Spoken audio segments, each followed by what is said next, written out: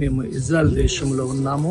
ఇక్కడ సాక్షాత్తుగా యోహాను సువార్త 21 అధ్యాయం యేసు ప్రభు 8 మంది శిష్యుల్ని మరి పునరుత్థానమైన తర్వాత కలిసిన స్థలం ఈ స్థలము. మనం చూస్తున్నాం ఈ గలిలయ సముద్రంలో యేసు ప్రభు ఈ గలిలయ సముద్రం దగ్గరికి వచ్చినప్పుడు 8 మంది వారి యొక్క దేవుడు ఆజ్ఞను మీరి తిరిగి మళ్ళా చేపలు పట్టడానికి రావడం జరిగింది. ఆ చేపలు పడుతూ ఉన్నప్పుడు యేసు ప్రత్యక్షమై చక్కగా యేసు ప్రభు అంటున్నాడు, పిల్లలారా మీ దగ్గర ఏమైనా ఉన్నాయి అన్నప్పుడు మరి అంటున్నట్టు మా దగ్గర ఏమీ లేదు. అందరూ కూడా ఏక స్వరముతో చెప్తూ ఉంటున్నప్పుడు నిజంగా మీ దగ్గర ఏం లేకపోతే కుడివైపున వలయం అని చెప్పినప్పుడు